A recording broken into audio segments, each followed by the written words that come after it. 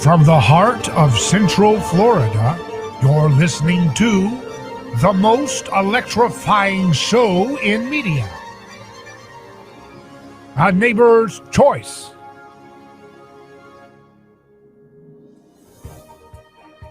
And I'm your host, your neighbor, David Gornosky. So glad to be with you again, live for another day where we'll look at the news and the headlines today, try to make sense of it all, this chaotic world, this world of madness that we continue to deal with. But take heart, we're going to sort it all out together like we always do, neighbor to neighbor. We're not going to be driven to groupthink and toxic herd mentality. We're going to look at problems with a fresh perspective like you've come to expect on this program. Remember, if you want to interact with the show, there's a few ways to do it. You can send us an email, hello@aneighborschoice.com. We have wonderful emails from many of you. We have great supporters contributing, wonderful little pledges of support that just means a lot to us. Just a little bit goes a long way. And at the same time, you can also drop us a comment on YouTube. Our YouTube stream, just search for David Gornosky and you'll see the stream going. Our Neighbor's Choice radio show is weekdays, Monday through Friday, 4 to 6 p.m. Eastern time. We're live. You can also go to our website, aneighborschoice.com, and click on the player button anytime between 4 to 6 p.m. Eastern time to hear our show live. And you can also call in. And I've noticed in the younger generations, or I guess, or at least people seem to be more comfortable sending comments and text messages and emails more than phone calls, but we always enjoy any way you want to communicate. If you have something substantive to add to the conversation, or ask a question, you can do so at 727-587-1040. That's 727-587-1040. Last night, I had a conversation on a new app, the social media app that I'm getting used to still, called Clubhouse, and it's an invitation only. They're still trying to kind of like create demand for it by making it invitation only, and it's limited to Apple users and so forth. But it's an audio media. It's audio social media where you have these conversations live in different chat rooms. As you know, you have like a moderators and special guest speakers. It could be any kind of topic you want. Some of it's silly and some of it's interesting. And last night they had one, Eric Torenberg, who's a venture capitalist, and Mark Andreessen, who's another investor from Silicon Valley. And they hosted Craig Stewart, who is a fan of Rene Girard's work, and myself to talk about mimetic theory and Rene Girard for a little bit on Clubhouse. It was a great discussion, had a lot of fun with it. Interesting topics explored, talking about why people need to pay attention to the ideas of Rene Girard, how they inform the way we look at the world today, and more importantly for me, how they point us back to the primacy of studying the Gospels to understand current events. So I started the discussion last night with a quote from Rene Girard himself, the anthropologist, the late anthropologist, taught at Stanford University, passed away in 2015. This is from an interview in a book called Conversations with Rene Girard, The Prophet of Envy, by Cynthia Haven, which is a collection of different interviews. This particular interview is with Robert Doran from 2008. And I just want to read this passage because this is what I shared last night, and I'll share some insights with you if you weren't able to catch that Clubhouse. He says, in order to understand this, you only have to quote the first letter to the Corinthians. If the powers, meaning the powers of this world, had known what would happen, they would have never crucified the Lord of glory, because it meant their destruction. Because when you crucify the Lord of glory, the trick of the powers, which is the scapegoat mechanism, is revealed. To show the crucifixion as the killing of an innocent victim is to show the collective murder and to make it possible for people to understand that it is a mimetic phenomenon. Therefore, the powers are ultimately going to perish from this truth, and all of history is simply the realization of this prophecy. Those who say that Christianity is anarchistic are somewhat right.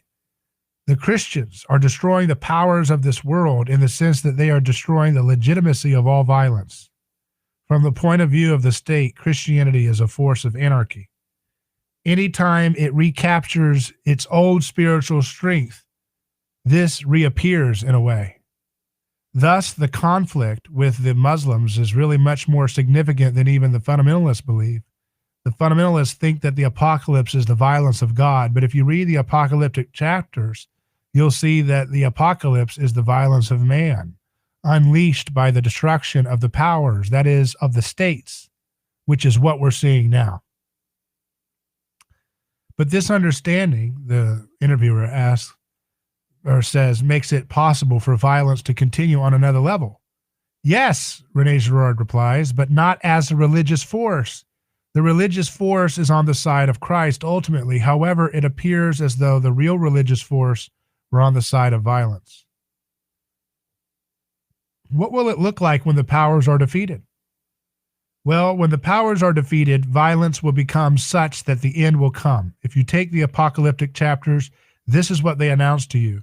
There will be revolution and wars. State will rise against state, nation against nation. These are the doubles. This is the power of anarchy we have now, with forces capable of destroying the whole world. So you can see the coming of the apocalypse in a way that wasn't previously possible. In the early days of Christianity, there was something magical about the apocalypse. The world is going to end and we'll all be in paradise and everything will be all right. The mistake of the first Christians was to believe that the apocalypse was going to be an instant affair. The first Christian texts, chronologically speaking, are the letters to the Thessalonians, and they are an answer to the question, why is the world continuing when you announced its end? Paul says that there is something holding back the powers. The katakos, something that holds back. The most common interpretation is that it is the Roman Empire. The crucifixion has not yet dissolved all order. If you look at the apocalyptic chapters of Christianity, they describe something like the present chaos, which wasn't there in the beginning of the Roman Empire.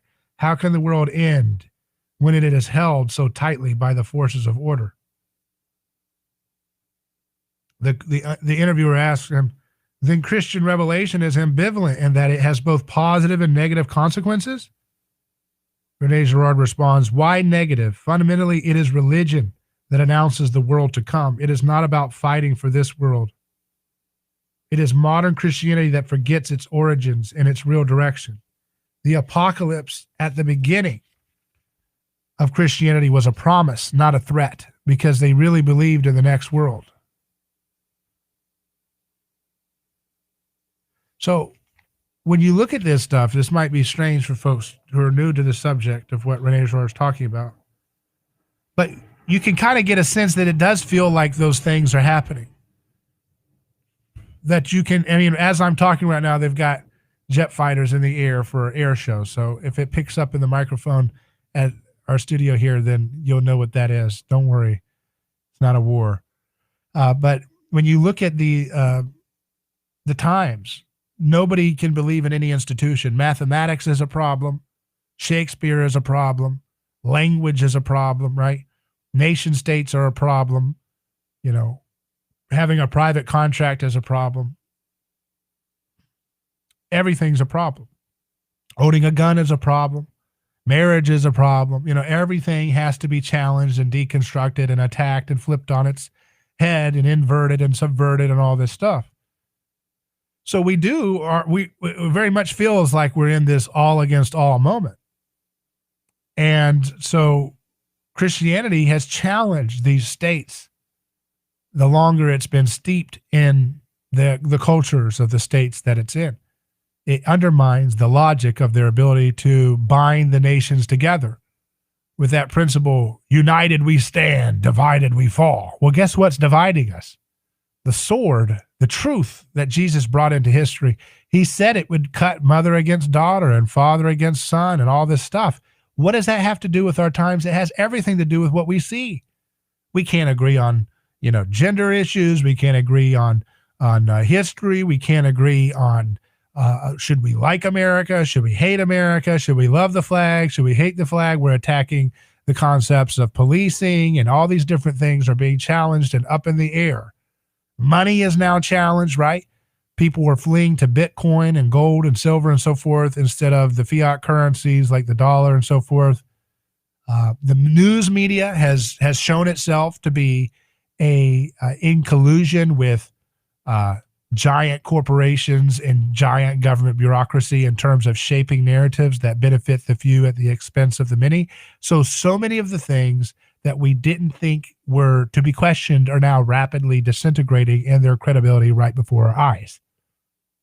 And it's precisely because the powers, as the passage talks about, the powers means the states, the governments, and their cultures that prop them up, they're not as believable anymore. You know, you used to go to a baseball game or the flag, you know, was the anthem was sang and nobody thought a thing about being divided about it. You stood and there was reverence and you had goosebumps and you put your hand on your heart and there was a kind of sacred aura to that. And that's dissolving fast. We used to go to war and everybody was in on it. You know, we went to World War II. We said, we got to beat them. You know, before that, World War I, yeah, we got to defeat. And there was propaganda that dehumanized the opponents we were fighting and everybody got on board. And if you were a person who was, you know, German, you were treated badly sometimes in America. If you were a Japanese person, you were treated badly. There was a unity to it. You go on to Vietnam, there's division. Wait a second. Why are we there? Why are we doing this? This is not a sacred campaign. This is an intervention that's based on Machiavellian interests, not the preservation of liberty and self-defense. You go on to more wars. In the recent war on terror, look at the Afghanistan war. What? 20 years almost now, right? So 20 years almost, here we are. And what happened, right? 20 years. I talked to veterans. You know, I have many veterans on my program, and one of them told me one time, you know, he said, the level of violence that would be necessary to get the Afghanistan people to comply with the things that we wanted them to do. Like if we want to change, you know, what we call nation building, we spent billions and billions and trillions of dollars overseas, nation building. The military was used to try to teach these people to be more, I guess, Christian when they have a culture that doesn't have those same values. Oh, we wanted to force them into not treating their daughters a certain way if they were found having, you know, relations outside of marriage. But in order to get them to take those kind of changes to their culture seriously, we would have had to employ a level of barbaric violence that our culture doesn't have the stomach for. We don't have the stomach to do the kind of things, public crucifixions of people who disobey our egalitarian social justice views of the way the world should be. We didn't have the stomach as a society to do those things, nor should we have done those things, right? But the fact that our culture in the West is very haunted by violence and its more obscene, flagrant forms, we are kind of left limited into the level of kind of control and might makes right hierarchies that societies earlier in history didn't have to deal with. And that's precisely an effect of the gospel. That's an effect of Christianity weakening the powers, the authoritarian impulses of governments into being not quite as sellable to the public, not quite as marketable to the average Joe. And so now, of course, all the tyranny has to be done in the form of soft versions of it, has to be outsourced to corporations. Now the states are so running scared that they have to do their tyranny by outsourcing it to client allies like social media cartels. But we see through that too. So we're in a rapidly changing time, and it's very important to understand how much the Gospels have shaped the context that we find ourselves in, this apocalyptic moment. I'm David Gornowski. You're listening to A Neighbor's Choice. We'll return in just a moment after this short break.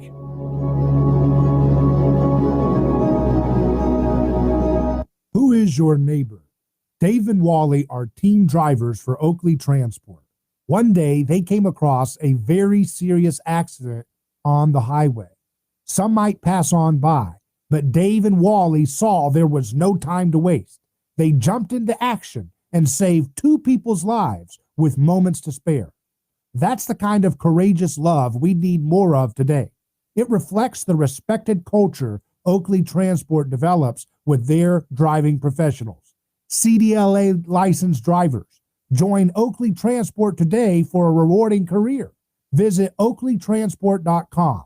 That's oakleytransport.com. Hello, this is David Kronosky with A Neighbor's Choice. I've got a mission for you. I'm a big believer in eating family farm-raised, high-quality grass-fed beef. That's why I'm a frequent customer of White Oak Pasture, a 6th-generation beautiful farm in southwest Georgia. Support sustainable, delicious meat of the highest quality. Ask for White Oak Pasture's beef at your local grocery here in Florida, or go to whiteoakpastures.com, and first-time customers get 20% off on purchases with our exclusive coupon code NEIGHBOR. Are you ready to transform your career? Jess Smith was too. She was stuck in a job that was controlling her life, consuming her free time, and offering little opportunity for growing her pay. Then she found FinTech Mortgage Association, and she never looked back. FinTech Mortgage Association makes home lending simple, and they take care of home buyers like family. Using technology to make everyone's life easier, FinTech Mortgage Association equips each of their loan solutions architects with the tools they need to build a career with a schedule they control, a product they can take pride in, and an earning potential that is life-changing. Unleash your true potential. Join FinTech Mortgage Association. Visit finmay.com. That's FINMAE.com.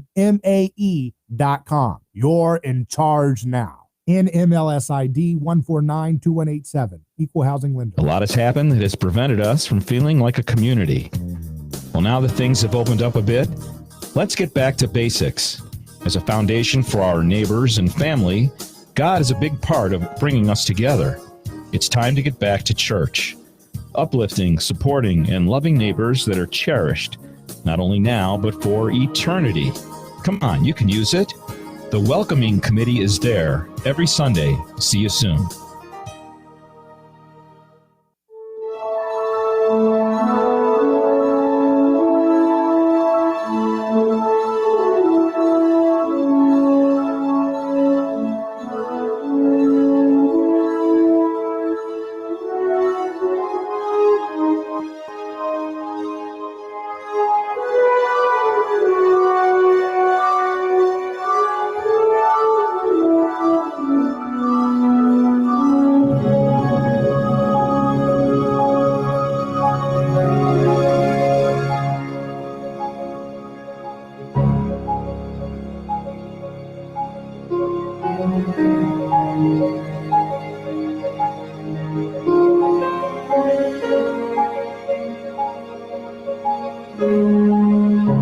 Neighbor's Choice returns.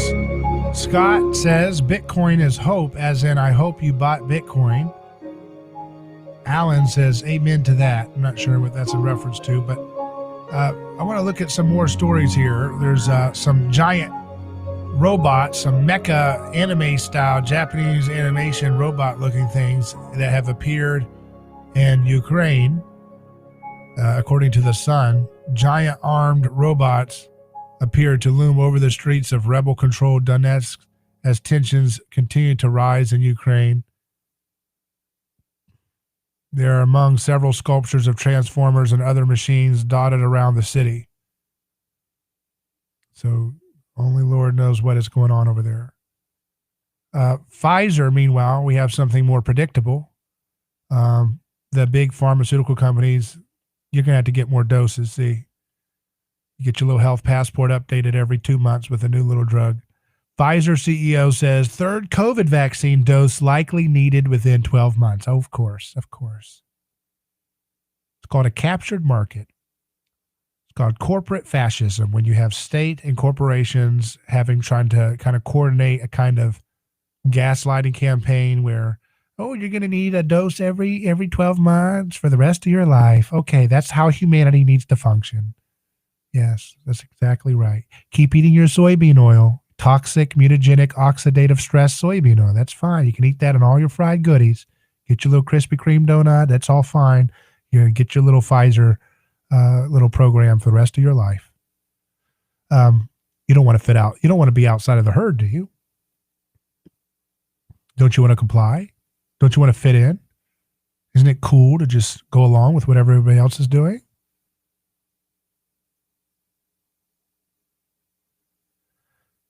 So you look at this story. It says Pfizer CEO Albert Bourla said people will likely need a third dose of a COVID-19 vaccine within 12 months of getting fully vaccinated.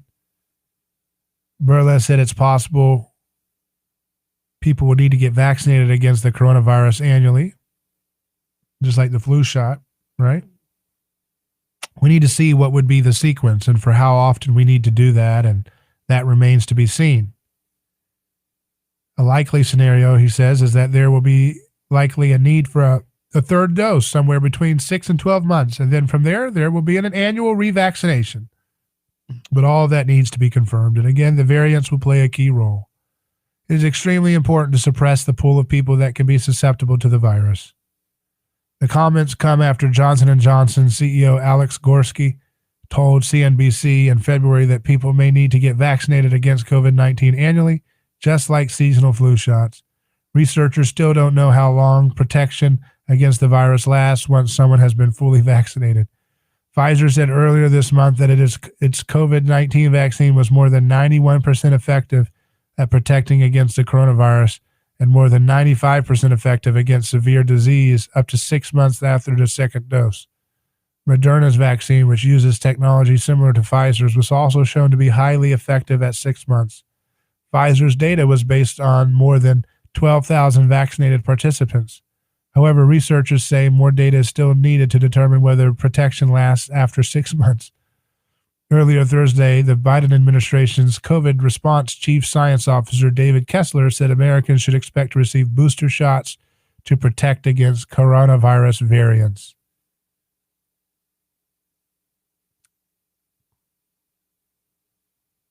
Kessler told U.S. lawmakers that currently authorized vaccines are highly protective, but noted new variants could challenge the effectiveness of the shots. That's where they come out with their sequels. Like I said, it's like Land Before Time 1, 2, 3, 4, 5, 6, 7, 8, 9, 10. The movies just keep coming direct to video. We don't know everything at this moment, he told House Select Subcommittee on the Coronavirus Crisis. We are studying the durability of the antibody response. It seems strong, but there is some waning of that, and no doubt the variants challenge. They make these vaccines work harder. So I think for planning purposes only, I think we should expect we may have to boost. In February, Pfizer and BioNTech said they were testing a third dose of their COVID vaccine to better understand the immune response against new variants of the virus.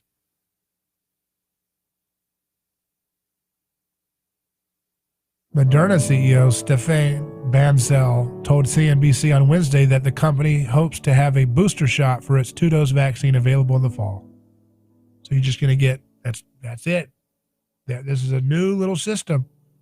Get your health passport out. You're going to need it, right? That's what they want you to have. We'll take a quick break and return.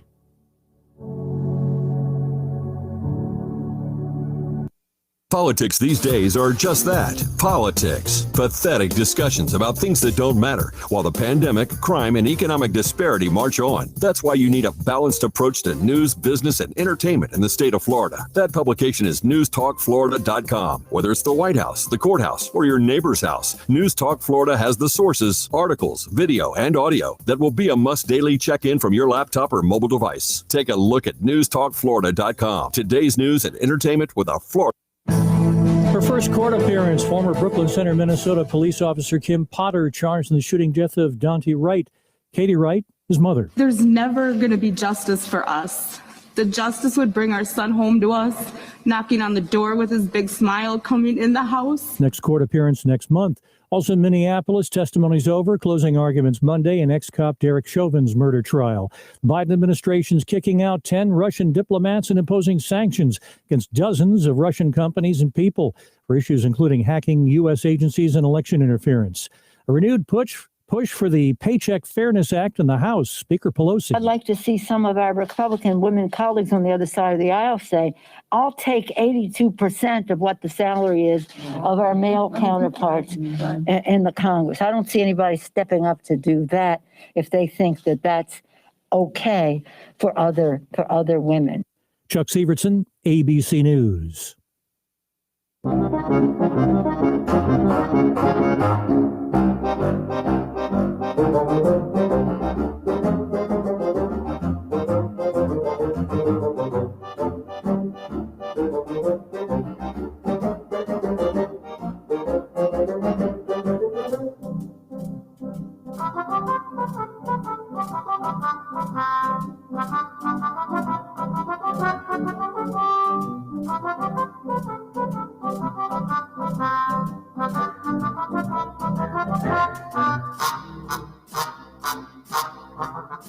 So CNN is excited to say they're a little PR firm for the corporations that prefer the Biden administration and that what they represent.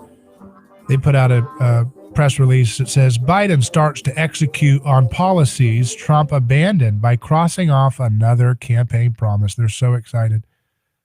This is a press release that CNN has published on behalf of the interests that support the policies of the Biden administration. The press release says President Joe Biden is carrying out some of Donald Trump's biggest campaign promises by leaving America's longest war. No, he delayed leaving it, but they're liars. They're idiots. They just lie. They have no conscience. Targeting economic aid at forgotten Americans and building an infrastructure plan that may actually happen. The current White House is, of course, a sharp political and behavioral reaction to the previous one. And Biden is never going to finish his predecessor's border wall, berate allies, or set a mob on the U.S. Capitol. Aren't they just such great little journalists? I mean, their little press releases for the state are so hard-hitting, aren't they? It's almost like they just were born to write objective, brilliant, penetrating analysis, holding the establishment to power and challenging their power. Of course not. So they just lie for press release purposes. But the 45th and 46th presidents do share an understanding of several key economic and societal forces driving modern life outside Washington, and both in different ways shaped their appeal by convincing ordinary Americans who feel left behind that they were committed to working for them. With his new vow Wednesday to get troops home from Afghanistan and his big legislative proposals that elevate the working class, including a $2 trillion infrastructure looting bill, Biden is eyeing achievements his predecessor talked up but failed to accomplish. Biden, like Trump and President Barack Obama before him, ran for office on a platform of extricating Americans from quagmires, spending the trillions such wars cost here at home, and restoring economic fairness. While the previous two presidents made progress in various ways toward those goals, the current commander-in-chief has put them at the heart of everything he does. Political and outside factors could still frustrate Biden, not least a wafer-thin margin of error and a 50-50 Senate, and the world has a habit of disregarding American presidents and their big foreign policy pronouncements. But so far, Biden is not being distracted. Indeed, he is turning his plans to beat the pandemic into a double-purpose quest to lift up everyday Americans. They're like, you can see the crying they're having. One reason why his $1.9 trillion COVID relief plan was quite popular with Republican voters, if not their representatives. And he and National Security Advisor Jake Sullivan envisage a foreign policy built around the needs of U.S. workers, Americans first, rather than Trump's America First philosophy. Biden's decision to wind down America's longest war drew ample criticism Wednesday from prominent military figures and hawkish Republicans. South Carolina Senator Lindsey Graham, for example, said Biden was canceling an insurance policy that would prevent another 9/11. but the president's action was largely aligned with public sentiment nearly 20 years after the 9/11 attacks. The White House acknowledged on Wednesday that there was disagreement among some of Biden's military and national security advisors. Ultimately, the president was guided in part by his popular campaign promise to voters that he would end forever wars. No, he delayed ending them. See, these people, these are hacks. They do the time-honored tradition of sycophants for power, which is massage facts, lie, and serve the powerful. Biden has spent 50 years voting for endless wars. They don't tell you that in the article. I mean, if they had any decency or any integrity, they would tell you the reality of the context that we find this guy. But they don't do that. They just, they have a low information audience, and they have a desire to be a press release factory for the interests behind things like the Biden administration. So it's very predictable. And you can expect more of this kind of propaganda because they've colluded with different social media outlets and search engines and so forth to attack anything that disagrees with their corporate fascist brand. That's what they want. I mean, look at this here on revolver.news, linking to the Gateway Pundit. Just in, Twitter bans James O'Keefe after latest round of hidden videos exposing CNN. So Twitter banned Project Veritas founder James O'Keefe after he posted multiple videos exposing CNN's left-wing bias. On Thursday, they released the third bombshell undercover video of CNN director Charlie Chester. We talked about it on the show yesterday, admitting that the network is trying to help Black Lives Matter by protecting their narrative on race. Chester admits that they have only been pushing stories that implicate white people during a conversation with a Tinder date that ended up being a Project Veritas reporter. Chester admitted that while researching Asian hate, they found that it is mostly black men attacking them, so they did not dig in deeper. A few hours later, Twitter banned James O'Keefe account with nearly 1 million followers. So that's what corporate fascists do. Corporate fascists, they can say all day long they're democratic socialists. That's just a stupid fake brand for corporate fascists. Corporate fascists cannot handle criticism. They cannot handle sunlight to their corruption. They cannot handle any kind of pushback to their ideas. That's how fragile, that's how pathetic their ideology is. So they desperately need to eliminate and rig the playing field. What do you think they're going to do to your life? And what do you think they have done to your life? But what do you think they're going to do to your life more the more they get away with unifying and controlling all conversations, thoughts, nothing. You can't have an expose about CNN, not allowed on the internet. They want to control the internet. They want to control all kinds of forms of conversation. They already control, the left-wing corporate fascists already control TV news. They already control, NPR. They already control universities. It's not enough. They want to lock down the internet and stomp out anybody who criticizes the war machine, anybody who criticizes their mass incarceration and calls them out for their hypocrisy, anybody who criticizes their love affair with big pharmaceutical companies that have a track record of doing corrupt practices and reckless endangering of our health. They will censor anybody who criticizes their anti-meat, anti-reality agenda, their pseudoscience nutrition. They want to eliminate any dissent. So the question is, what are you going to do? You got to build new institutions. You got to build new, platforms, new oases. An oasis of conversations. Different people are doing different things. The Verge says, MyPillow CEO's free speech social network will ban posts that take the Lord's name in vain. Called Frank, the social network launches on April 16th. That's tomorrow. MyPillow and Frank Speech founder Mike Lindell seen outside the White House during the final weeks of the Trump administration. I guess that's the image there. After a public break with Facebook and Twitter, MyPillow founder Mike Lindell is getting close to the launch of a new conservative-focused social network, giving more detail on the project in a video posted online this week called simply Frank. The social network plans to open its doors for a limited set of users on April 16th. Developed in the months since the 2020 election, Lindell has described the project as a combination of print, radio, and TV, offering both text posts and live stream capability. Perhaps the strangest promise is that conservative personalities will have significantly more followers on the fledgling network. People are going to have more followers, Lindell said in a March interview with Steve Bannon, 10 times more followers. In the more recent video, Lindell explained that the new network would still moderate against profanity and threats of violence, setting it apart from previous right-wing platforms like Parler and Gab, which prided themselves on their refusal to censor offensive speech. You don't get to use the 4 swear words, the C word, the N word, the F word, or God's name in vain, Lindell says in the video. Instituting that policy will present a significant challenge to conventional automated moderating programs, which are adept at identifying specific strings of text but have no system to distinguish between devout and profane invocations of God. To avoid deplatforming efforts from app stores, the Frank social network is formatted as a web app and accessed by navigating to the site from a mobile browser. This means it doesn't have to comply with Apple and Google Store guidelines, but it also severely limits the app's functionality.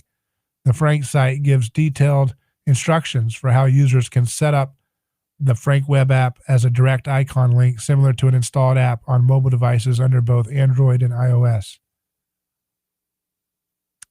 So you got different folks doing alternative social media, and, we'll see what happens with all these different things. But, folks have got to realize that if you don't do the hard work of kind of building new platforms, building new institutions, new places of learning and education, it's not going to get easier. It's just going to get worse and worse.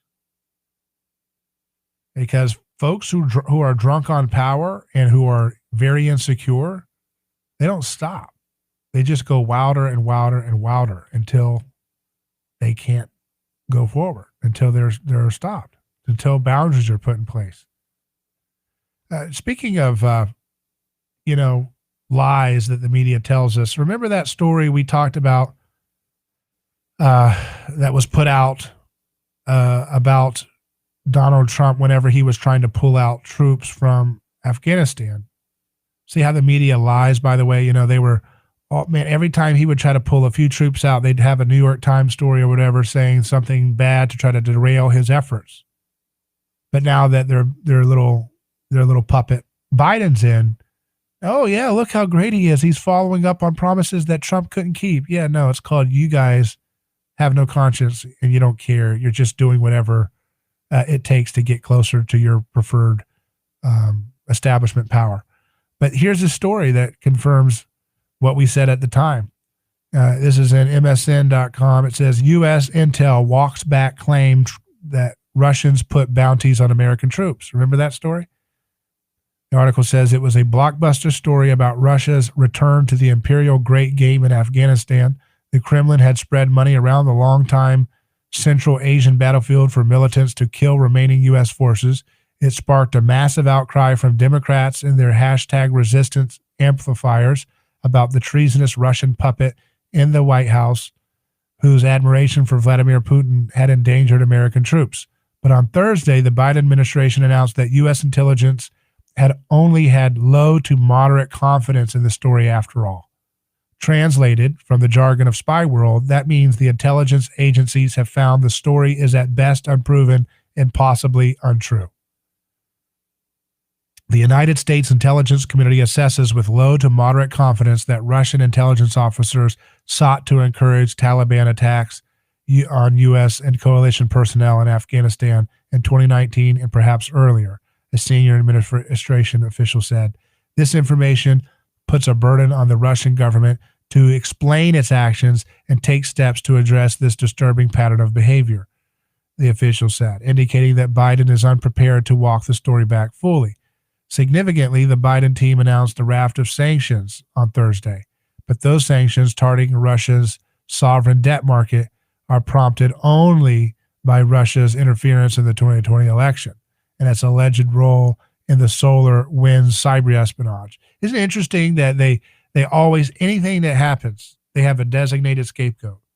You know, they never want to say anything hardly about anything going on in China or anything like that. But anything that happens wrong, if Trump gets elected, it's Russia that did it.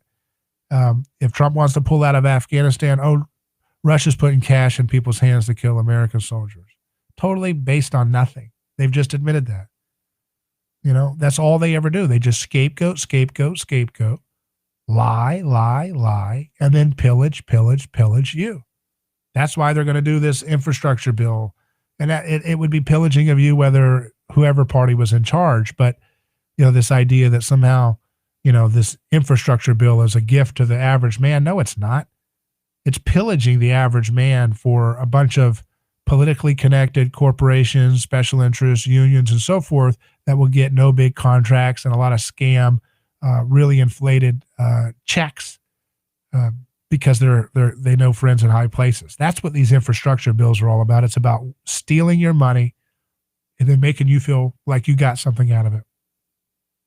So always remember that the news media is going to continue to flounder on its way out of irrelevance, and new media outlets, honest news journalism, is going to emerge, and we're going to be there to help, you know, point those outlets out and those voices out as they continue to gain in more prominence.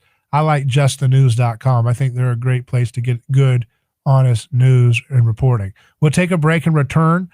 I'm David Gronowski, your host.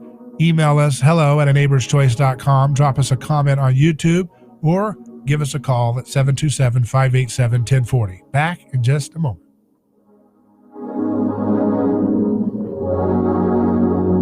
David Gronowski here. Let me tell you about a man named Gabriel. Every day, Gabriel puts on his boots and drives across America to make sure our store shelves stay stocked with the food people count on. See, Gabriel served our country overseas.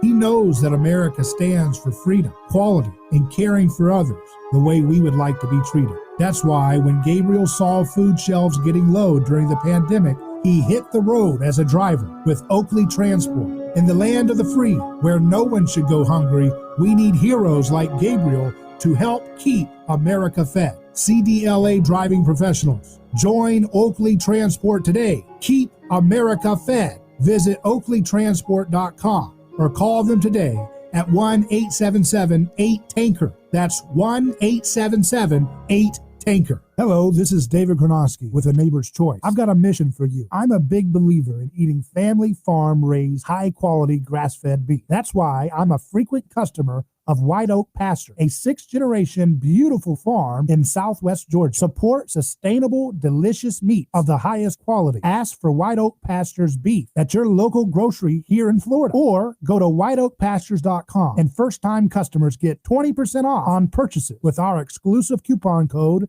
NEIGHBOR. Are you ready to transform your career? Jess Smith was too. She was stuck on a job that was controlling her life, consuming her free time, and offering little opportunity for growing her pay. Then she found FinTech Mortgage Association, and she never looked back. FinTech Mortgage Association makes home lending simple, and they take care of home buyers like family. Using technology to make everyone's life easier, FinTech Mortgage Association equips each of their loan solutions architects with the tools they need to build a career with a schedule they control, a product they can take pride in, and an earning potential that is life-changing. Unleash your true potential. Join FinTech Mortgage Association. Visit finmay.com. That's FINMAE.com. You're in charge now. NMLS ID 1492187. Equal housing lender.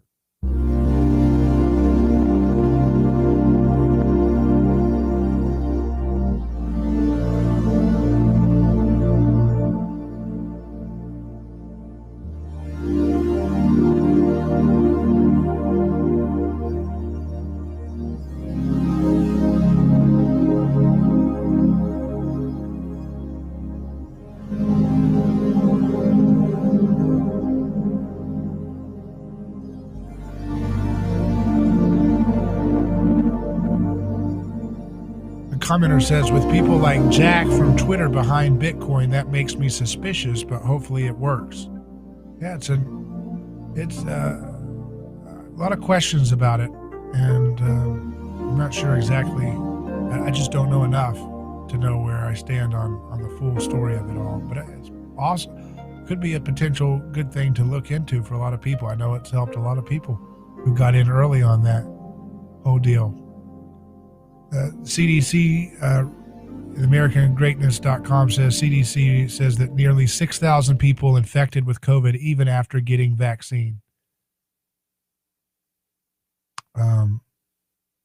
Of those, 396 of them, roughly 7%, were hospitalized.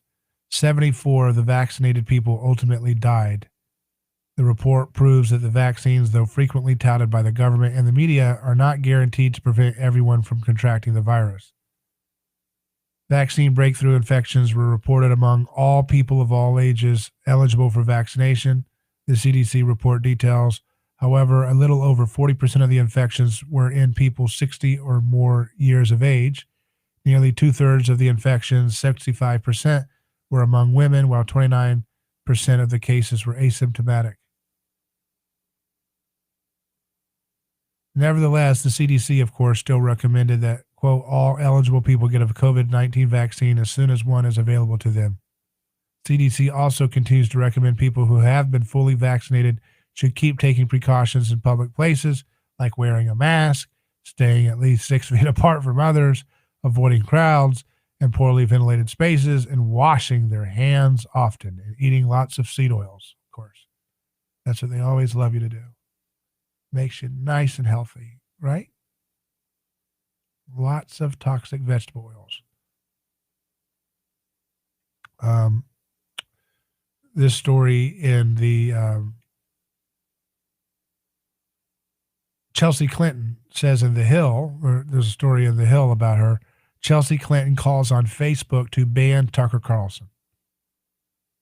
So she, in keeping with her worldview of corporate fascism, is calling on Facebook to ban Fox News host Tucker Carlson from the platform following a surge in online engagement with a post that included the conservative television personality's speculation on the effectiveness of coronavirus vaccines. The former first daughter on Wednesday tweeted a screenshot of a Facebook post that included Carlson's monologue from the night before, in which he said, if the vaccine is effective, there is no reason for people who have received the vaccine to wear masks or avoid physical contact. So maybe it doesn't work, and they're simply not telling you that, he added at the time. According to data from the social media tool CrowdTangle, Carlson's segment had become the most popular post on Facebook by Wednesday. In response, Clinton, a noted fascist, tweeted, in December, Facebook banned claims about COVID-19 vaccines that have been debunked by public health experts. Clinton added that the attention to Carlson's segment was especially troubling given Republican men are currently most likely to say they're not interested in being vaccinated.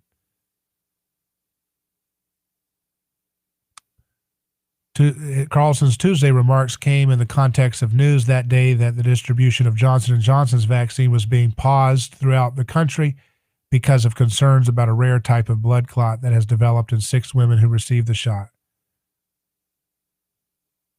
Carlson has described himself as pro-vaccine, but the comments were criticized by public health officials such as Anthony Fauci, who in an interview with CNN Wednesday said it was just a typical crazy conspiracy theory. The Fox host pushed back on Fauci's criticism during a Wednesday night segment, saying, we never for a minute doubted that vaccines work. We bought all of that stuff completely at face value. We believe in science, he continued, actually kind of trust the pharmaceutical companies a little bit too much. So when they said this stuff works, we never questioned it. We assumed they had detailed studies showing that it does work. We still think that, Carlson added. The only reason we are asking the question is because the people in charge are acting like it doesn't work. Well, they're caught in a conundrum. They don't know what to do because they know that, dangling people's liberty, which is their God-given birthright, but stripping it illegally from them and then saying, hey, you'll get your liberty back if you get your vaccines every 6 months, that works to drive people to do the vaccines that have concerns, But at the same time, when they do that, what's going to happen? It may not, it may backfire. People may say, hey, I don't like you leveraging me, right? And telling me I have to do this to get my freedom back. So he turns it into a political thing, right? And then before you know it, there's going to be more and more excuses for people to, call for people to be banned. That's what fascists always do. Hey, ban this guy. They said something that I don't like. Ban them. Ban them. They have no place. They should not be allowed to speak. Ban them. Do you want that kind of world? Jerusalem Post reports, this is another story about Tucker. He gets a lot of incoming fire because he doesn't play the narrative that the establishment prefers. It doesn't mean you have to agree with everything he says, but he certainly isn't playing he's not singing from the same songbook. 1,500 rabbis blast the ADL for calling Fox News to fire Tucker Carlson.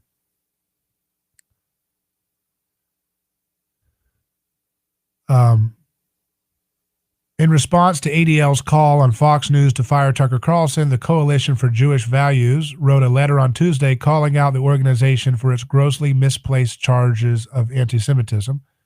The letter was supported by 1,500 traditional Orthodox rabbis who informed ADL CEO Jonathan Greenblatt that, alas, the ADL has become markedly partisan under your leadership. The ADL has called for Carlson to be fired because in a segment on the right-wing cable news channel last week, Carlson endorsed the idea that there is a coordinated campaign to replace the population of the United States with immigrants from the third world.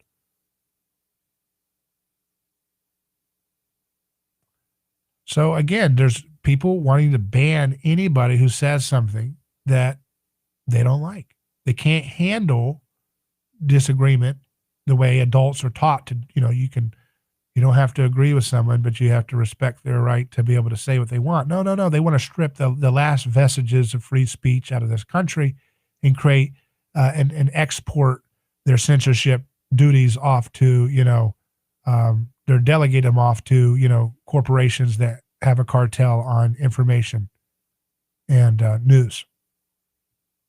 So that's going to be the big thing that we're going to have to fight against, is this increasing normalization of a censorship culture. I don't think it's healthy for a society to go along with that. I think we have to speak out against it. I think we need to do great art. We need to do great movies, great music, performance art. All those things are on the table. All those things need to be used if we're going to have a vibrant culture, a culture that does not stay in this scapegoating hellscape that the corporate press wants us to stay in, but rather transcends and creates a decentralized, privacy-protecting society, a society where differences of opinions are respected, where children can get good education, not government schooling garbage. That's where it needs to go. And we're going to build it together, you and I. So we'll take a break, but in the meantime, you can email me, hello@aneighborschoice.com. You can drop a comment on our YouTube video stream or Facebook video stream. And you can go to our website, aneighborschoice.com, where you'll see all of our exclusive content that we have available. Up next, we'll hear from Jeff Deist of the Mises Institute, as well as Dr. Yu for our science segment. Back in just a moment.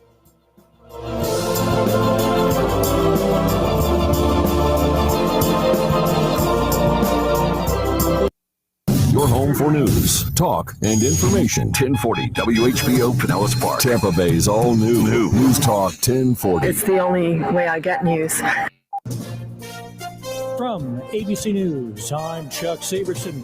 The Biden administration announcing the U.S. is expelling 10 Russian diplomats, imposing sanctions against dozens of companies and people for Russian interference in last year's presidential election, cyber hacking of federal agencies, among other things. The former officer charged in the shooting death of Daunte Wright had a first court hearing via Zoom in Minneapolis. ABC News was in the room exclusively with Daunte Wright's family as they watched the court hearing on an iPad.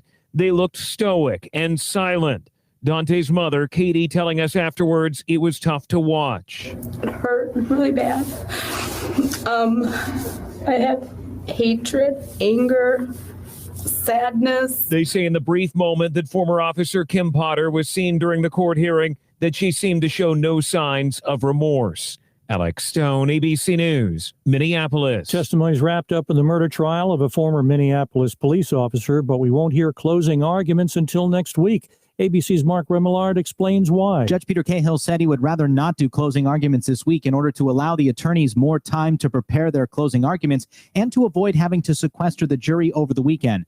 The court has said the jury will be sequestered once they get the case, so the judge said he'd rather let them go home this weekend, but he said for Monday, be sure to pack a bag. An inspector general delivering a critical indictment of the Capitol Police boss and their lack of preparation for the January 6th attack. A failure on many levels. That's the conclusion from the inspector general studying how and why Capitol Police weren't ready, in part because he says they're not the right kind of force. A police department is geared to being reactive for the most part, whereas a protective agency is postured in their training and planning to be proactive. The Inspector General Michael Bolton telling a House committee that the lack of training and riot equipment led to many officer injuries. Andy Field, ABC News, Washington. You're listening to ABC News. Maybe you can relate to this. A lot of people think they're stuck with their health plan. It costs too much, or for whatever reason, they just don't like it. The great news, you are not stuck with it. There is a choice. It's called MediShare, and you could save so much. The typical savings for a family is $500 a month. Major difference maker. This is the affordable alternative to health insurance. And just to give you a little more info about MediShare, it's a Christian healthcare sharing ministry. It's worked beautifully for 26 years, has more than 400,000 members, and they've shared over $3 billion of each other's medical bills. So yes, they can help share your needs too. So you're not stuck. There's an excellent alternative, whether you're single or married, you got a family. MediShare is super flexible. You can choose an option that works for you and start saving lots of money. You can join anytime. They're great to talk to. No pressure. Call 877-26-BIBLE. That's 877-26-BIBLE. 877-26-BIBLE. Majorities in the latest polls disapprove of President Biden's response to the surge of immigrants at the southwest border. House Speaker Nancy Pelosi was asked about it at a briefing today. Will she go to the border? My schedule is not determined by the Republicans in the Congress of the United States. It never has been, nor is their schedule determined by me. I've been to the border many times. Pelosi again blaming immigration problems in the previous administration. 2 years to the day since a tragic fire, some still mourn. A somber anniversary at Notre Dame. Some passerby like Parisian Lucy Tichet bringing flowers to mark the moment. She says she comes here often and always has tears in her eyes, explaining that she used to see the cathedral almost as a living being with its own soul. But now, for the first time in her life, she sees it as just a building being renovated. And asked about those renovations, she says they'll never replace what was lost. She's glad they're underway. French President Emmanuel Macron tweeting the cathedral will reopen in 2024. Inez de la Cuetera, ABC News at Notre Dame. Alex White says he thought he was watching a huge worm writhing in a plastic-wrapped lettuce he brought home from a supermarket in Sydney, Australia. But worms don't have tongues. And what a big tongue, darting out from a paled-headed snake that had also venom. An animal rescue service captured the snake. Aldi supermarkets investigating. This is ABC News. Millions are tuning into Newsmax TV and going to Newsmax.com for real news. Now, Newsmax is asking if you approve of Joe Biden, his policies, and trillions in spending. And did President Trump do a better job? Vote in the Newsmax poll. Just text the word FISH to 39747. That's FISH to 39747. Let us know who you like better, Trump or Biden. Vote in the Newsmax poll. Text FISH to 39747. That's FISH to 39747. And watch Newsmax today. Chuck Sievertson, ABC News. Who is your neighbor? Dave and Wally are team drivers for Oakley Transport. One day, they came across a very serious accident on the highway.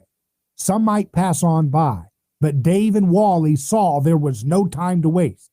They jumped into action and saved 2 people's lives with moments to spare. That's the kind of courageous love we need more of today. It reflects the respected culture Oakley Transport develops their driving professionals. CDLA licensed drivers. Join Oakley Transport today for a rewarding career. Visit oakleytransport.com. That's oakleytransport.com.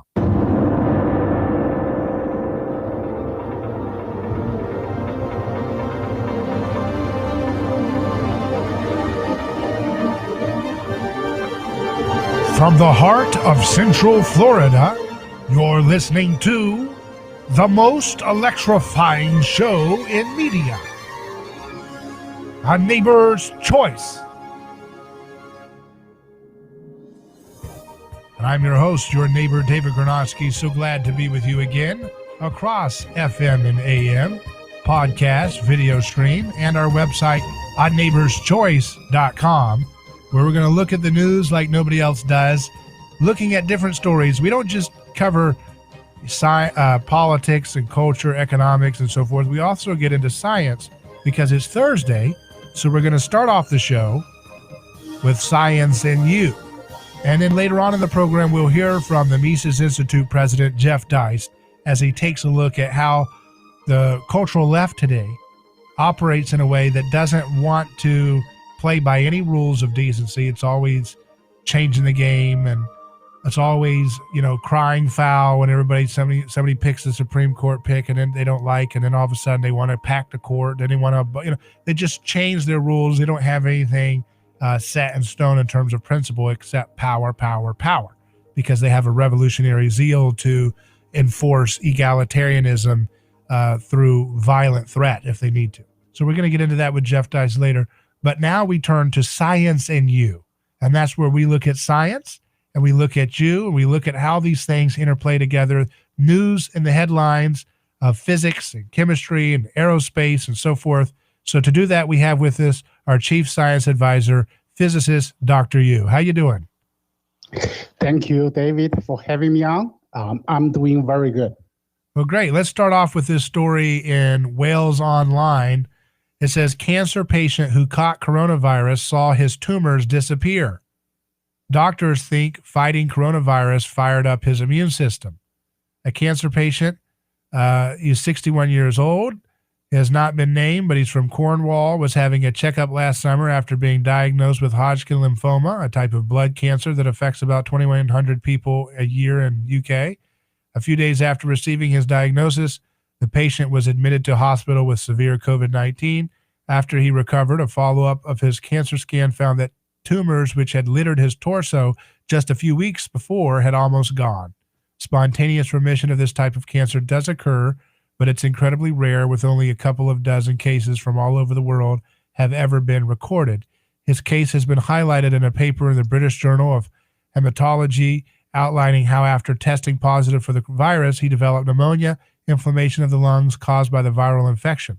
He was put on oxygen to help him breathe while his lungs recuperated and kept in hospital for 11 days before being discharged home fully recovered. It was a few weeks later that a CT scan to check his cancer revealed it had all but gone.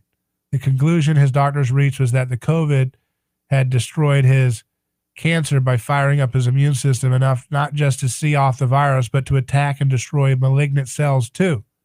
What do you think of this story, Dr. Yu? Well, sounds very interesting. Number one, it confirmed one of the idea.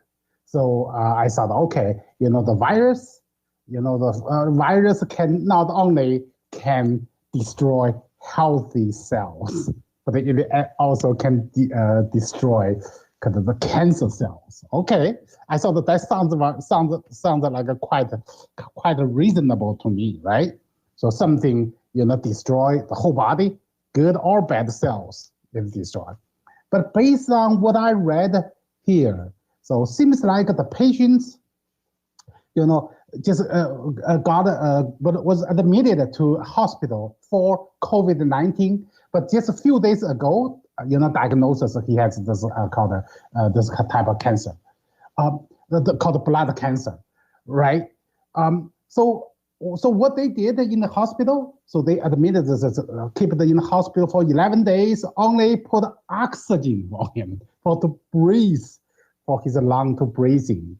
So apparently, not much. There's no antibiotics, no, some other type of gene therapy or hormone type of therapy. So no, only oxygen. So it make me think about it. So seems like the virus, the COVID-19 virus, is more efficient in destroy this blood cancer cell than infect the whole body. Well, they're saying it's that firing up the immune system to take on the virus causes the immune system to go after the damaging cancer cells as well. That's right. This is what doctors think about it. Is it because COVID fire up immune system, and the immune system destroyed the cancer cell. This is what this article talking about. They consider is your immunization system actually destroy that one, and this immune system is fired up due to being triggered by COVID-19. Yeah, that's one thing. But I'm thinking about it. It could be another way, just because COVID-19 itself, in that environment by replicated in the cancer cell, reproduction, and could itself causing the cancer cell die faster than something else. So basically the results remind me this could becomes a one type of cancer therapy in the future. If you can recover from COVID, but however, COVID will kill the cancer. That's what I'm thinking. Okay, so that could have a great application for that. Let's look at this story in Yahoo. It's "The Universe is a Machine That Keeps Learning," scientists say, by Carolyn Delbert. New research suggests the universe is teaching itself physics as it evolves. The researchers want to use this study to spin off a whole new area of cosmology research. The learning of the universe is similar to evolution. In fascinating new research, the cosmologists explain the history of the universe as one of self-teaching, autodidactic algorithms. The scientists, including physicists from Brown University and the Flatiron Institute, say the universe has probed all the possible physical laws before landing on the ones we observe around us today. Could this wild idea help inform scientific research to come? What do you say, Dr. Yu?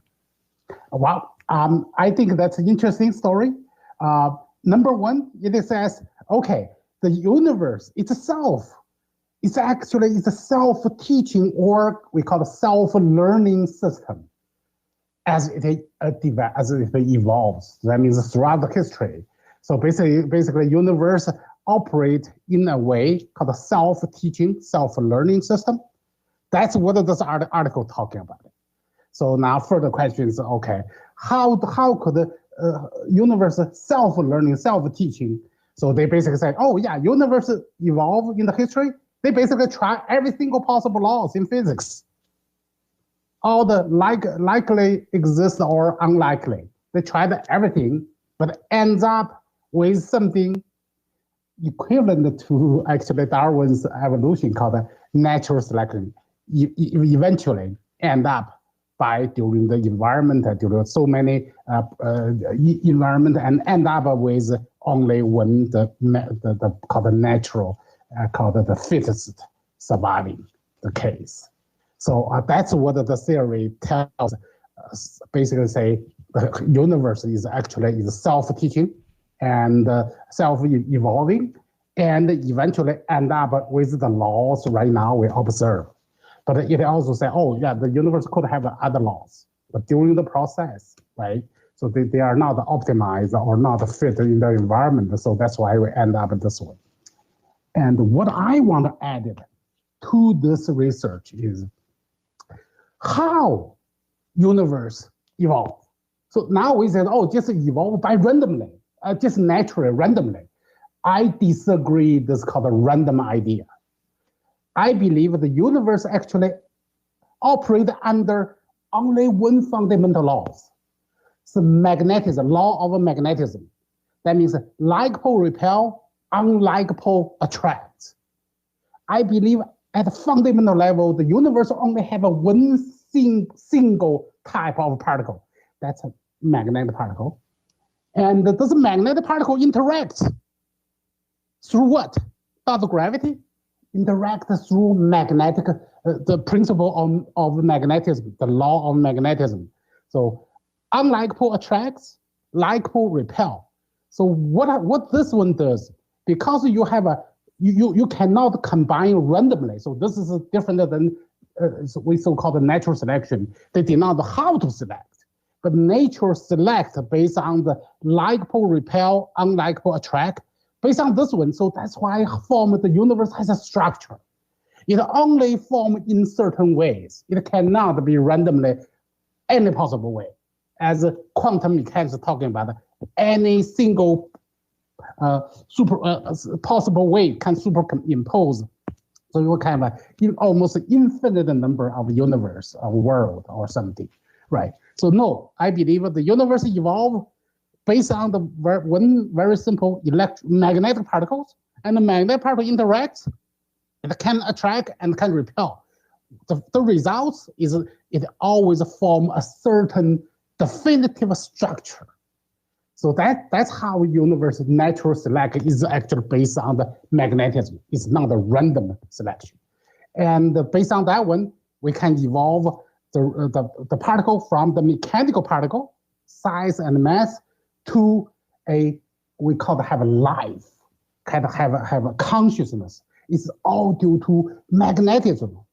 Magnetism can interact with other magnetic particles over distance, right? So that's what consciousness. Consciousness is aware of self-existence and aware something exists over distance. Basically, it's awareness. So magnetism can aware yourself and can aware your a particle over distance. So that's the foundation of consciousness and foundation of life. That's very interesting. We're going to take a quick break. When we return, we're going to get into this question at futurity.org and many other outlets. What if 70% of the universe isn't dark energy after all? We'll get into that in just a moment. Stay with us on Science and You as A Neighbor's Choice continues.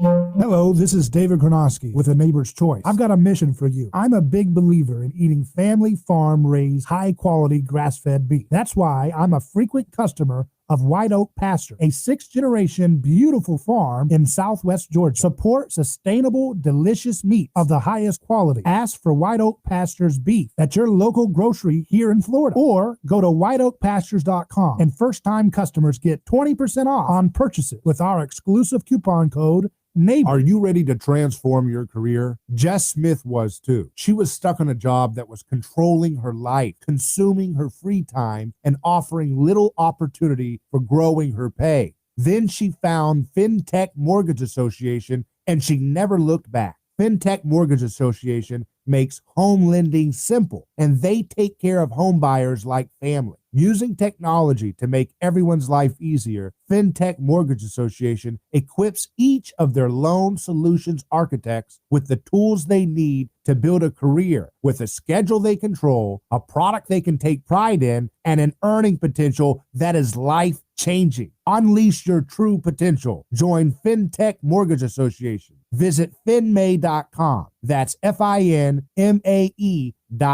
You're in charge now. NMLS ID 1492187, Equal Housing Lender. A lawsuit is not something that anyone looks forward to. It's a stressful process. There are attorneys in Tampa Bay that keep clients well informed, creating less stress. That law firm is Catania. Personal injury law is defended with full disclosure. There is no guessing game. If it's an auto accident, medical malpractice, nursing home negligence, unsafe working conditions, or motorcycle accidents, the law firm of Catania will handle the process worry-free from start to finish. Many victims don't realize they have a claim for the loss until they talk to Catania. They only represent private individuals and treat every case as if it's going to trial. Putting families first is more than just a slogan. It's their way of practicing law. It's a commitment to you. Remember, they don't get paid if you don't get paid. So go to Catania.com. Over 28 years in practice. Catania, personal injury, auto, and motorcycle accident attorneys. Catania, putting families first. Office Tampa. Not attorney spokeswoman. What's better than a stimulus check? Another stimulus check. If you have full coverage insurance, you qualify qualify for up to $150 cash back for your broken windshield. Auto Glass America will install a premium quality replacement with a lifetime warranty at no cost to you. Wherever you are, Auto Glass America comes to you with free mobile service. Make your money go farther with Auto Glass America. 813-96-GLASS. That's 813-96-GLASS. Auto Glass America.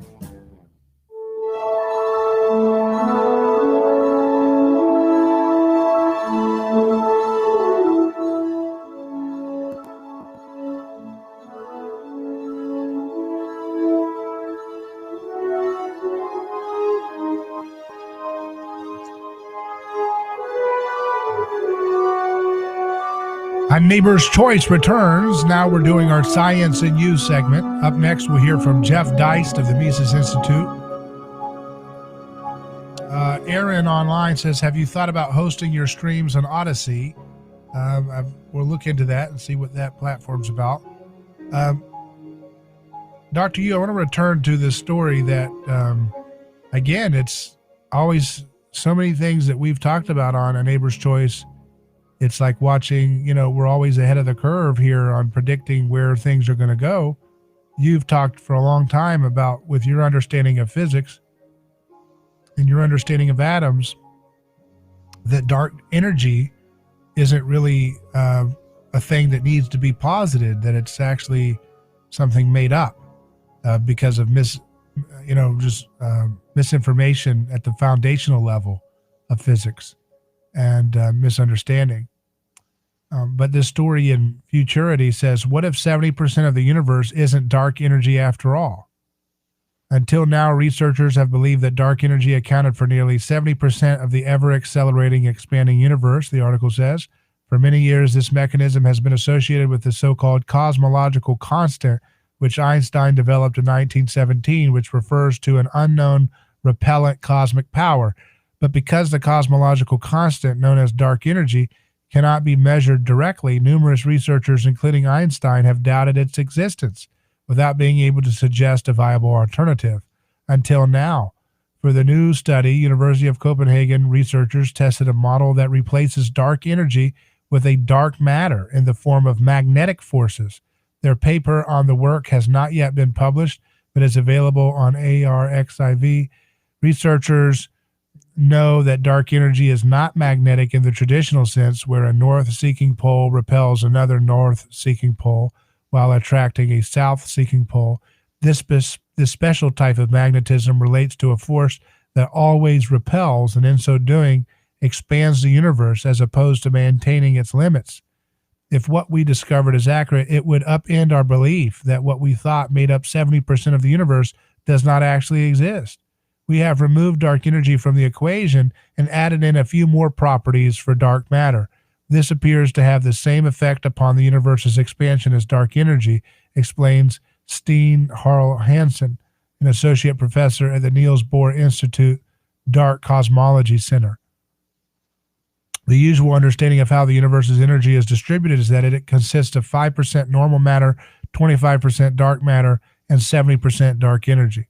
In the new model, the 25% share of dark matter is accorded special qualities that make the 70% of dark energy redundant. We don't know much about dark matter other than that it is a heavy and slow particle. But then we wondered, what if dark matter had some quality that was analogous to magnetism in it?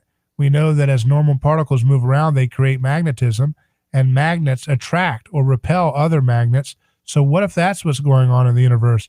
That this constant expansion of dark matter is occurring thanks to some sort of magnetic force, asks Hansen. So, Dr. Yu, you have talked about this before, right? You have talked about that we don't need to posit dark matter and dark energy, that this is explained by understanding magnetism. What do you think? That's right. This is the good news for me and for the audience here. We have long claim the so-called dark energy does not need it. And so that's why it does not exist. The reason we said that one is the reason we have dark energy is based on the observation. The universe universe expanding. The so-called universe expanding is basically all the observable galaxy or cluster galaxies flying away from each other. Okay, so that's what we observe. So now the question is, we know from the Newton's law, everything attracts to each other. So why are things expanding, flying away from each other? So that's why we said, well, some force we do not recognize, and so we do not know and cannot see, so we call it dark energy. Dark means we cannot see it. But what I already still write is that one is there is no need for dark energy. There isn't. So the reason universe expands is due to magnetic force repulsion. So the universe only have one fundamental force, natural force. Okay, one fundamental force, natural force is a magnetic force. Attracts, likeable repel, or unlikable attracts. So the so-called expansion is due to magnetic force repulsion and cause the universe expands. So now this is further confirmed by this research. So they from University of Copenhagen. So that's where the founder of Niels Bohr come from, Denmark, right? So Niels Bohr, based on all the form this research. Of course, they are leading research institute, in this subject. What they find, they have a cosmological model with dark matter, dark energy in the equation. So what they said is, if we take dark energy away, just based on what the dark matter is, and apply magnetic force to this dark matter.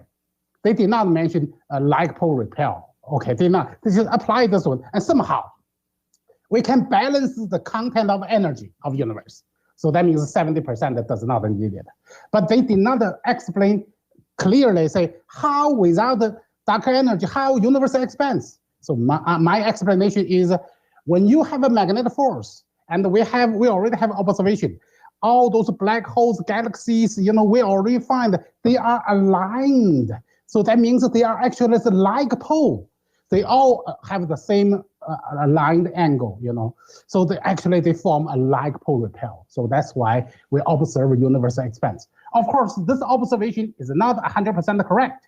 Later on, we also find there are certain cluster galaxies does fly towards one center. We call is a great attraction point in somewhere in space. So of course, based on with observation, we know universe expands when you have a like pole repel, but it also certain type of galaxy attracts due to unlike pole attraction.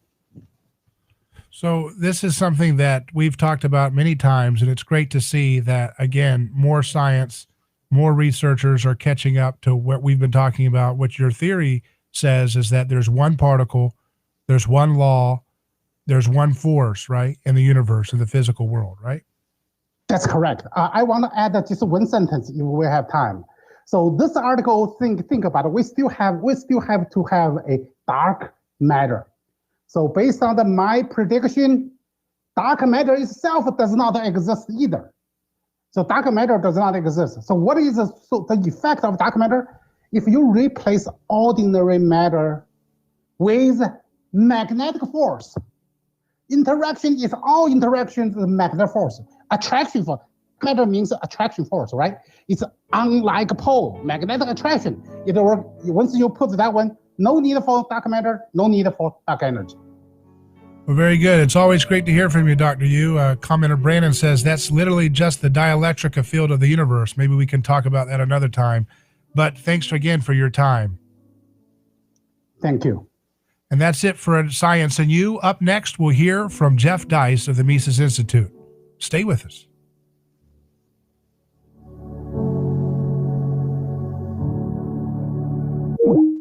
Ronald Reagan would turn over in his grave if he saw what's going on today. Crazy things are happening. You cannot be afraid. You've got to stand up for what you believe is right. But one thing is for sure. You can't trust anybody. For talk, news, and information, you can count on us. Enough is enough. I mean, I almost blew a gasket. Good for the country. I know what I'm talking about. a lot of wackos out there. Your connection to talk about it.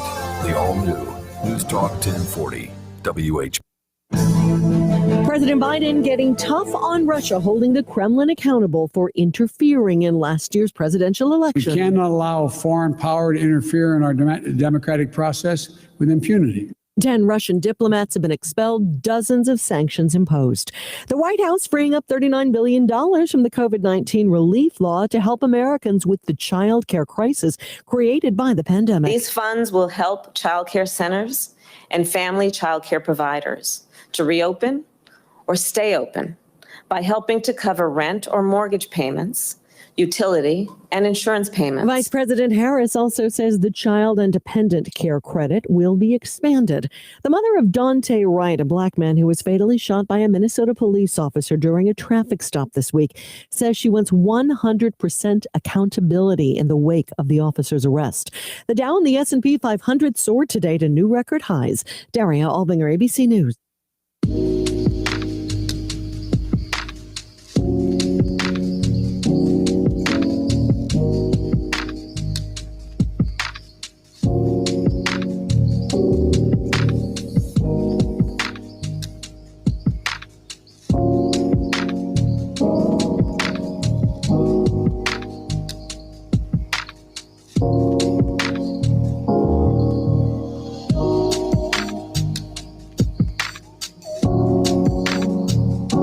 Welcome back to Neighbor's Choice. I'm your host, David Gronowski. We are live on radio, podcast, video stream around the world at neighborschoice.com. And now we're joined by our friend from the Mises Institute. He's the president of Mises.org, Jeff Deist. How you doing, Jeff? I'm doing great, David. How are you? I'm doing well, too. It's great having you on again, and always great to talk about the news, this wild time that we're in. It's fun to mix it up and to think outside of the left versus right paradigm as we try to push ourselves towards. I want to talk about this story here that has been getting a lot of attention right now, which is the plan here that's been they want to expand the Supreme Court.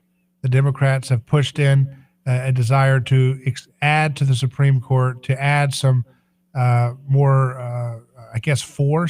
How many do they want to make it to? 13, right? 13 justices. Yes. Well, adding 4 justices, presumably over the next period where Biden or Harris were president, so they'd be Democrats, would take the current, what's viewed as a 6-3 conservative majority, although I would argue that oftentimes Gorsuch and Roberts and these people aren't really reliable votes. But it would create a 7-6 Democratic majority. So that's, I think, where the 4 number comes from. Look, Joe Biden was asked about this during his campaign.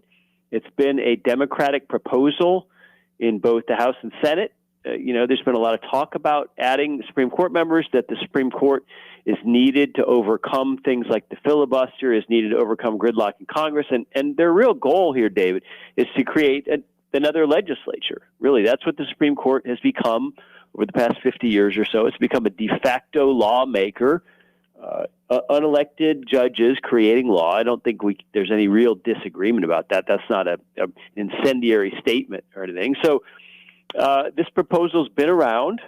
FDR did it. There's no constitutional number, whether there's got to be 9 or 13 or 12 or whatever.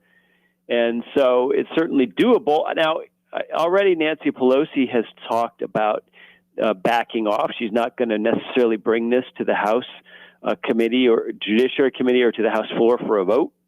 And I think in part that's because she knows it's still viewed by a lot of Americans as kind of an outlandish or, as a bridge too far. But also the Democratic majority in the House is very slim. It's only a handful of members. And so a radical bill like that could cause them to lose the House in 2022.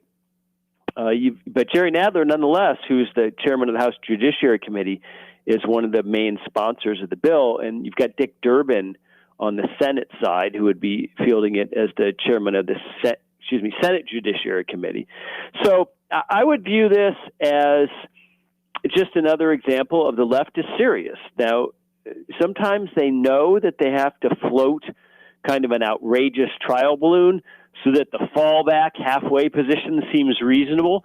But this is how they make their advances, is incrementally. And so the things that seem radical today, 5 years, 10 years, whatever, become the mainstream plank or perspective of the party. So this is a trial balloon, I think, and a very serious one.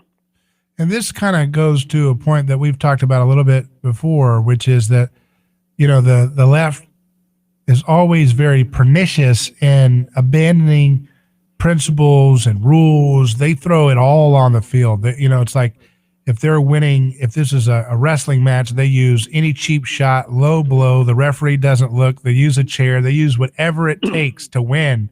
And the right has always kind of been more like gentlemen. At least I'm not saying their policies are noble. They're often very disgusting and repulsive policies, but in terms of their rhetorical strategy, their cultural framing of things, they tend to be about, we're going to just be kind of country club and very prim and proper. And the left just works them over and over again, right? And this kind of seems like another example of them just moving the needle again. We're going to change the rules. You put in Amy Coney Barrett and the other guy, Neil Gorsuch. We're going to just, all right, add 4 more. How you like those apples? And they just get away with it every time. Yeah, and people on the left would say that the right broke the rules when they installed Gorsuch at the end of Trump's term and Barrett. So I get that, but the Dems have certainly installed Supreme Court justices at the end of a lame duck president's term, so it's not unprecedented by any stretch. And both sides obviously are political and partisan and do all kinds of underhanded things in terms of the rules, but there really aren't any rules because this is war. This is just a step shy of war. Politics is war by other means, and so you use subterfuge, you use deception, you use whatever you have to do to prevail. It's a consequentialist game. It's not an ontological or rules-based game. And again, Biden was asked about this, and he never said he would absolutely support it, but he also never said that he opposed it. And so the strange thing about it all is that the right, or the Republicans, what we could loosely call just not the left, in other words, people who oppose the progressive juggernaut, regardless of their underlyings or ideological stripes, it's one thing to constantly sell out your principles and win. In other words, you sell out in order to get something, to get rich, to get jobs, to get patronage, to get political power, right? But it's a crazy thing to sell out constantly and lose. Yeah. And it seems to me that that's what Republicans and conservatives do. And at this point, I don't think there is a real ideological coherence to conservatism. It's really running around like a chicken with its head cut off because it knows it's losing to the progressives, but it doesn't fully seem to know how or why they are or how to correct it. So why do you think that is? How come they continue to play a loser's hand every time, culturally and then politically? Obviously, again, there's some crafty political maneuvering on both sides, but it seems like the left is always just kind of just running the field with their designated losers on conservative ink, Well, there's a lot of reasons, and part of it's human nature. I think some people may, in fact, be wired towards a view, a more egalitarian worldview that makes them lean politically left. Some people may be more wired towards a real achievement and justice-oriented worldview, which makes them more oriented to the right. Mm-hmm. So who knows? But here's what the left has done: is they have used the non-political means available to them: academia, culture, arts, entertainment, Hollywood, literature, the churches, the synagogues, to make their case more broadly in a cultural way. And so I think that's really where we are. We're 50 maybe even more than 50 years on now from when baby boomers were in their 20s, teens and 20s, and rejecting every sort of institution in society that had been bequeathed to them by their World War II greatest generation parents. And so now they have produced that they have produced the millennials below them. And we're in a situation now where, after 50 years of firing heavy artillery at all the institutions in the country, well, those institutions are damaged. And so this makes us feel like society is sort of unraveling, and we clamor for any sense of normalcy or some sense of security. And what the progressives have done very skillfully is say, hey, the one thing we've got here to coalesce around, the one organizing principle we have, is the state. Right. The animating impulse is egalitarianism, but the mechanism is the state. And that's the one thing we've all got to rally around and focus on. And, regardless of all the different flavors of folks on the left, they're all for that Leviathan, what I would consider an authoritarian or totalitarian state. And so they're for something. That's definable. People who are not progressives tend to be against things because progressives have been steamrolling for so long that, opposition to that is reactionary. It's on its heels all the time. It's on the defensive. And that's where we are. So how do we create a new vision for society that's forward-looking and in the driver's seat rather than just reacting all the time? Because I don't have an interest in being in a reaction state of mind. That's not what I want to do. I want to have, I'm still kind of I still dream about doing great things in our world together, that we could cure diseases and that we can create energy too cheap to meter. We can, travel to new galaxies. I mean, to have that kind of change, though, you have to have a culture that's going somewhere and has a positive vision for the future. So how do we kind of flesh that out a little bit so that we're not just reacting? If we're reacting, we'll never have time to have flying across galaxies. We'll just be reacting to the latest scandal of Dr. Seuss or whatever, Well, there's no question that all this political focus takes us away from what ought to be our real lives, which is creating and having families and worrying about, soccer and mortgages and things like that, rather than, worrying about whether some gang in Washington is going to, grievously harm us. And I think a lot of people in this country really feel like if the other side wins, they're almost living in an occupied country. I know that Hillary Clinton voters certainly felt that way during the Trump administration. They made that clear. And so that's why they call themselves the resistance, right? Who resists? Well, you resist occupation. And this is a very unhealthy way to live. And it's clear that the answer, it's as plain as day. It's staring us in the face. It's right there at the end of our noses, which is we need to break up politically. Mm-hmm. I think the left resists this mightily because they feel like they're going to win and rout everything. So why should they give up any portion of the country just to win a little quicker, since they're going to win anyway? There's that sort of inevitability sense on the left, and they want the spoils, huh? Right. That's probably fair enough. But I'll tell you what, I think it's what we ought to be working on, because the last 4 or 5 years have taught us anything. It's that our old-fashioned ideas of persuasion, which were based on some sort of shared underlying value system or reality, isn't working. Right. Yeah, it's true. And it's one of those things where, when people feel like they're about to get it all, they're certainly not going to let it go off the field, right? Like, wait a second, why would I let you guys go off in your corner? It's just the same thing with like they've done with Florida. They have harassed Florida relentlessly because it's a populated state with a lot of money and a lot of influence that has taken a much lighter touch to this COVID stuff, and they just can't leave it alone, right? They can't leave it alone. Okay, we've got California in night lockdown. We got New York City night. Everybody go to bed at 6 o'clock. They got all these people that they love to tyrannically bully and pick on, and they got plenty of people. Why can't they leave Florida alone? Because they can't let it go. And so I wonder, Jeff, if states like Florida start having more and more assertion of their powers like the founders intended, will they be able to handle that? Or are they going to create another kind of a scandal where they're going to try to say, oh my goodness, it's an insurrection. They'll use that word. They used it for GameStop stock, right? Mm-hmm. So they'll use it if Florida tries to nullify anything too aggressively, they'll just say, oh my goodness, it's an insurrection. They're trying to destroy us all,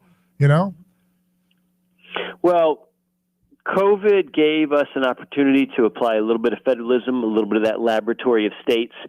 And so I suspect governors like Ron DeSantis in Florida will be demonized one way or another. Look for him to have a scandal, by the way, because they're worried about him as a potential national figure, a replacement for maybe Trump. I wish he would just focus on Florida and say, no way, I'm not running for president. All I care about is Florida. I want to make Florida great, and I want to really focus my efforts here so that we can build something, because I'd like to see a lot of people really turning their backs on Washington and focusing on their state and local situations. But, you can't fool people forever. The media is pretty powerful in this country, but, Florida had better outcomes, certainly financially with COVID. So it's very interesting times. And again, I think that idea of persuading people on a really big macro level isn't going to work, and that it's too late for that. Right. We're speaking with Jeff Deist of the Mises Institute. You can follow him at Jeff Deist on Twitter, or go to their website, Mises.org, to learn more about the free market approach of the Austrian school. And when we can return, we're going to take a quick break.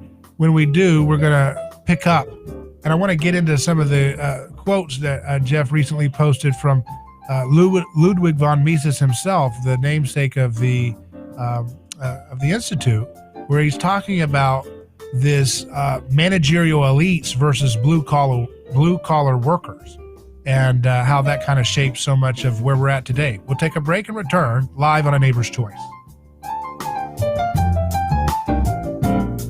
Hello, this is David Gronowski with A Neighbor's Choice. I've got a mission for you. I'm a big believer in eating family farm-raised, high-quality grass-fed beef. That's why I'm a frequent customer of White Oak Pasture, a 6th-generation beautiful farm in southwest Georgia. Support sustainable, delicious meat of the highest quality. Ask for White Oak Pasture's beef at your local grocery here in Florida, or go to whiteoakpastures.com, and first-time customers get 20% off on purchases with our exclusive coupon code NEIGHBOR. A lawsuit is not something that anyone looks forward to. It's a stressful process. There are attorneys in Tampa Bay that keep clients well informed, creating less stress. That law firm is Catania. Personal injury law is defended with full disclosure. There is no guessing game. If it's an auto accident, medical malpractice, nursing home negligence, unsafe working conditions, or motorcycle accidents, the law firm of Catania will handle the process worry-free from start to finish. Many victims don't realize they have a claim for the loss until they talk to Catania. They only represent private individuals and treat every case as if it's going to trial. Putting families first is more than just a slogan. It's their way of practicing law. It's a commitment to you. Remember, they don't get paid if you don't get paid. So go to Catania.com. Over 28 years in practice. Catania, personal injury, auto, and motorcycle accident attorneys. Catania, putting families first. Office Tampa. Not attorney spokeswoman. The Firestone Grand Prix roars through the streets of beautiful downtown St. Petersburg, April 23rd to the 25th. It's fast, fun, family entertainment jammed into each day. The NTT IndyCar Series headlines an action-packed weekend of racing under the sun, featuring 6 different series, including the return of the high-flying Stadium Super Trucks. Get your tickets now at GPSTPETE.com. Tickets start at $25. Visit GPSTPETE.com.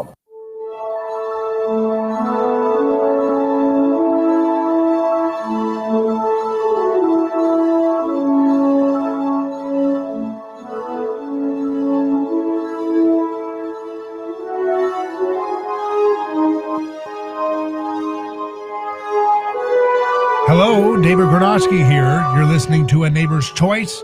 We're live on radio, podcast, and video stream, and our website at neighborschoice.com. We continue now with the president of the Mises Institute, Jeff Deist, as we look at different news, looking for answers outside of the failed political paradigm of left versus right.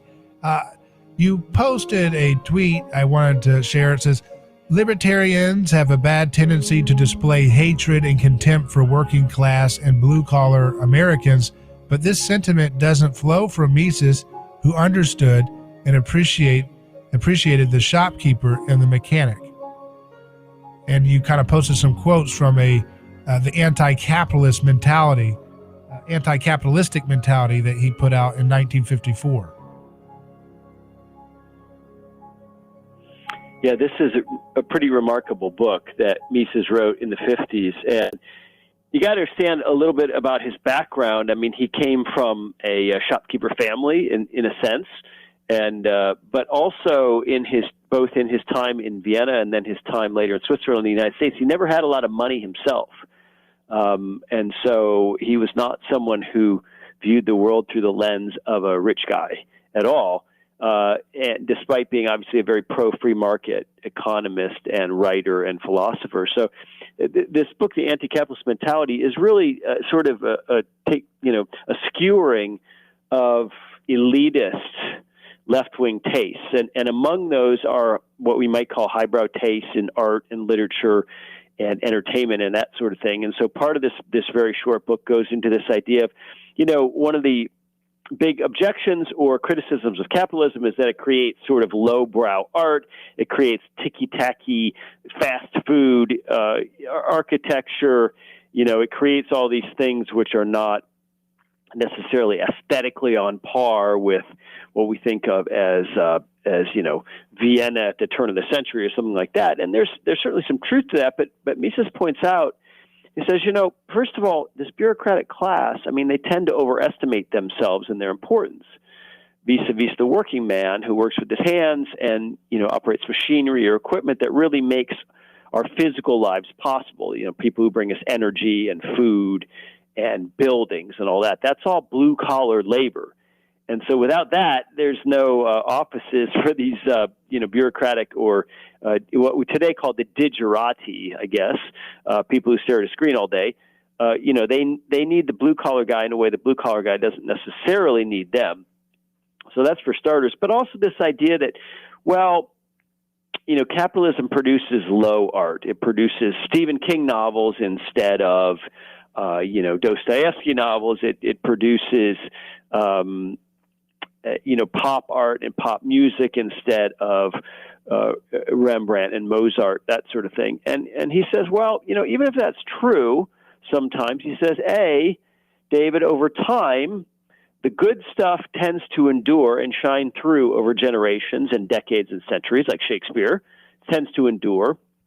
So we don't need to worry too much about the deviations of the day. And second, he says, as long as he's peaceable about it, who is really to tell a working man or woman how to spend their leisure time, right? I mean, who's to say that they should be reading Shakespeare instead of Stephen King? That's not really, a decision that ought to be anyone other than that individual. So I just find this book really refreshing. And he's writing in the 50s, so he takes some shots at Hollywood in this book. He takes some shots at the idea of professors who simmer with hostility and envy because businessmen make more money than them and they consider themselves more important or more intelligent than businessmen. All these kinds of things that we think of maybe as stereotypical about the intellectual folks in the society. He takes some, I think, pretty important potshots at. And I don't like to see I think a lot of the hostility directed at Trump, for example, was really directed at his supporters and voters. And, blue collar people are in disfavor with this sort of technocratic people in D.C., especially white blue collar voters. And it's I think unfortunate. I think it's a function of hubris. I think it's a function of misplaced priorities. And I think it's undeserved. The idea behind so much of Mises' work was social cooperation. We have a division of labor. That's what makes us rich, and that's what gives us material abundance, which makes it a lot easier for us to get along because we're not starving, we're not at each other's throats. And so that requires all kinds of people. Yes, it certainly requires intellectuals, maybe not as many as we've got through this artifice of state education, but it takes all kinds of people. And there's a nobility in that, I think, and there's a nobility in work of all kinds. And so I think this antipathy towards populism that we've seen from both left and right and libertarian intellectuals over the past few years, over the Trump era, we might say, they don't realize that populism is rooted in a reaction to their own hubris. Mm-hmm. I think that's the source of all of this, David. Yeah, and at the same point, when I hear people say, on the right saying, the liberty approach to dealing with getting the state out of our lives, out of education, that's totally a distraction. That's not an issue that has any really relevance. But I think about like what you just said there a moment ago about the these different academics, and look at this critical theory, for example, right? I mean, this was nurtured in state-funded universities, right? This is state grants and federal grants and all kinds of taxes and the artificial loan creations for the students to go to these schools. This was a creature of the state intervening in education for so long that stupid ideas like Michel Foucault's work could become so powerful to the point where every corporation is bending their knee in support and deference to the failed ideas of Foucault, right? Yeah, we paid for it all. That's what's so crazy about it.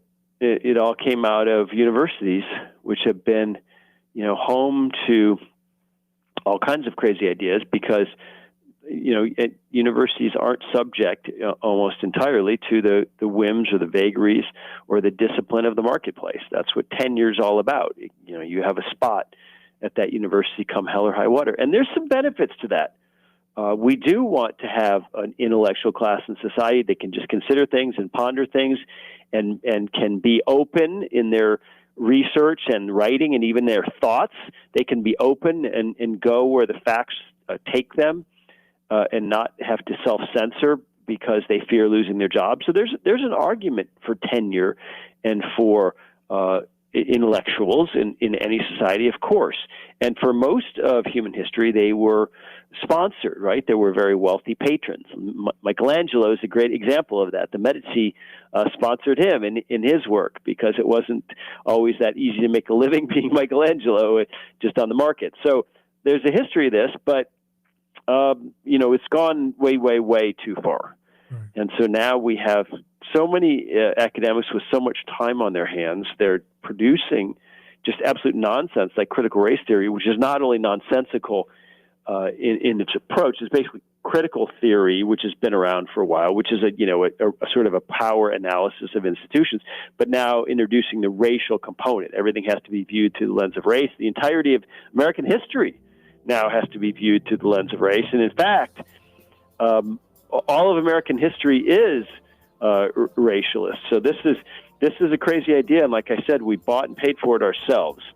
Right. And it's a failure of relying on the state to babysit our children and our college students. And it's going to create, it's like if you ask Satan to raise your kids, if they turn out to be Satanists, don't complain. Right.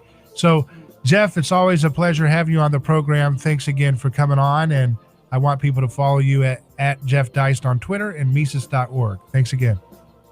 Thank you. And that's it for today's episode of A Neighbor's Choice. Folks, you can email me hello@aneighborschoice.com if you have a question or comment. But now, Godspeed.